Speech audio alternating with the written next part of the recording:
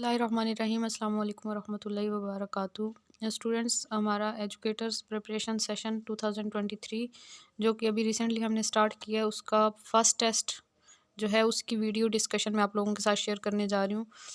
Question number 1 देखते हैं। Question number 1 था हमारे टेस्ट का, euphorbia and cacti belongs to dash habitat. Euphorbia और कैक्टाई जो है वो कौन से हैबिटेट से बिलोंग करते हैं? ये दोनों प्लांट्स जो हैं ये डेजर्ट हैबिटेट से बिलोंग करते हैं। बी ऑप्शन करेक्ट है। ये दोनों प्लांट्स जो हैं इनका जो स्ट्रक्चर होता है, इनका जो बॉडी होती है वो इस टाइप की होती है कि उसके अंदर ये वाटर को स्टोर कर लेते हैं जब कभी इन्हें वाटर अवेलेबल होता है, क्योंकि डेजर्ट का एनवायरनमेंट जो होता है वो बहुत ज़्यादा हार्श होता है। तो ये इनकी जो है फ्लैशी प्लांट बॉडी होती है जिसमें वाटर को ये स्टोर करके रखते हैं ताकि इन्हें पानी की कमी का सामना ना हो। तो ये डेजर्ट से बिलोंग करने वाले प्लांट्स हैं। Question number 2, which one is quaternary consumer. तो इसमें तो आप लोगों को वाज़ह तौर पे पता चल रहा है कि लाइन जो है वो क्वाटरनरी कंज्यूमर है। जी, इसमें अगर हम देखें फूड चेन, तो ये फूड चेन वाले टॉपिक से हमारा क्वेश्चन आया हुआ है। फूड चेन में सबसे पहले स्टार्टिंग में प्रोड्यूसर्स होते हैं जो कि प्लांट्स होते हैं। प्रोड्यूसर्स के बाद फिर कंज्यूमर्स आ जाते हैं, और कंज्यूमर्स की टाइप्स में देखें तो primary consumer, secondary consumer, tertiary consumer, और फिर जो फाइनली हमारे पास लास्ट स्टेज आ जाती है वो आ जाते हैं जी क्वाटरनरी कंज्यूमर। तो इस क्वेश्चन में डी ऑप्शन जो है वो करेक्ट है। Question number 3, plants having tough thick surface and thin spinal leaves belongs to dash habitat.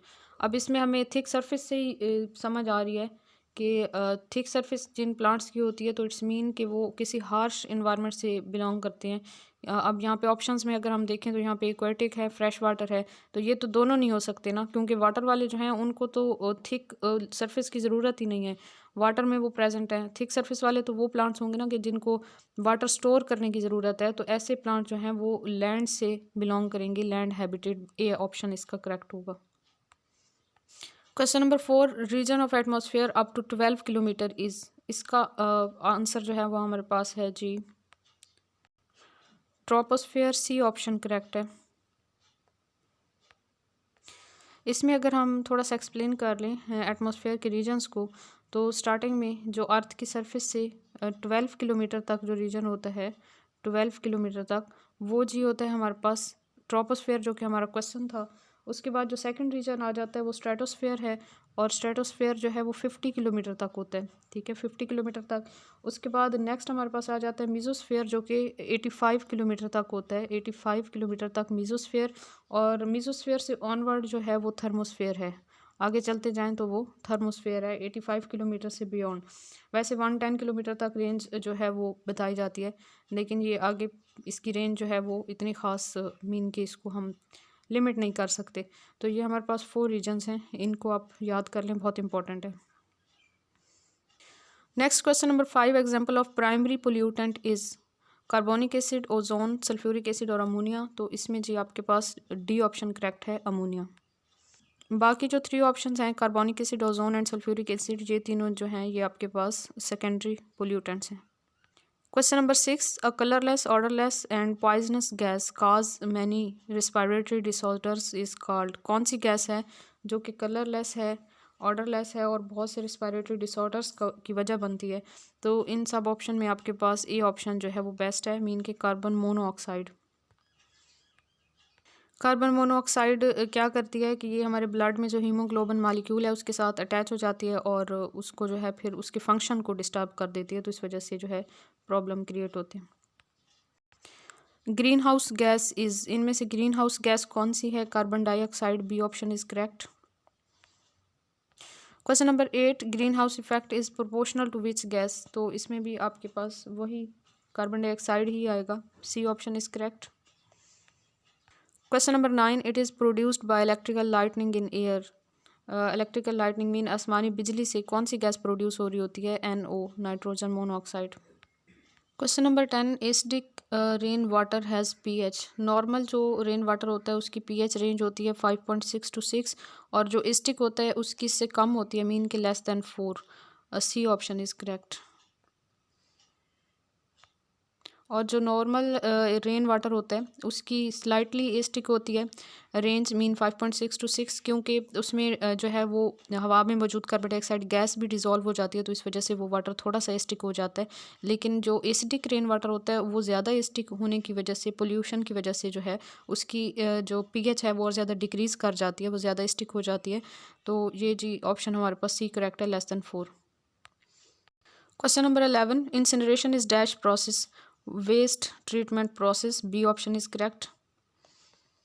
Question number 12. Global Water Day is celebrated 22 March every year. B option is correct. Question number 13. Which of the following is disorder of gut? हमारा जो digestive system है उसका disorder कौन सा है? A option correct है, क्योंकि pneumonia भी नहीं है, कॉमन कोल्ड और हार्ट अटैक भी नहीं है, अल्सर जो है वो बेस्ट आंसर है इसका। Question number 14. Normal separation of sister chromatids during anaphase 2, इसको हम क्या कहते हैं? इस प्रोसेस को जी हम कहते हैं disjunction. A option is correct. Question number 15. Marasmus disease is categorized as protein energy malnutrition. A option is correct. Question number 16. Mean proportion of 2 and 8. 2 and 8 का हमने mean proportion निकालना है, तो हम क्या करेंगे? यहाँ पे x और यहाँ पे फिर जो है यहाँ पे भी हम x ले लेंगे, ये हम सपोज करेंगे दो प्रोपोर्शंस, और फिर हम क्या करेंगे, ये जो है हम इस तरह से मल्टीप्लाई करते होते हैं। x को x से मल्टीप्लाई करेंगे तो ये आपके पास x स्क्वायर आ जाएगा, और 2 को 8 से मल्टीप्लाई करेंगे तो ये 16 आ जाएगा। आप इसका स्क्वायर रूट लेके स्क्वायर को कैंसिल आउट करेंगे और आपके पास जी यहाँ पे 4 4 16 होता है, तो 4 आंसर आ जाएगा। इस क्वेश्चन का बी ऑप्शन जो है वो करेक्ट है, 4 answer. Question number 17. Which is greatest of all ratios?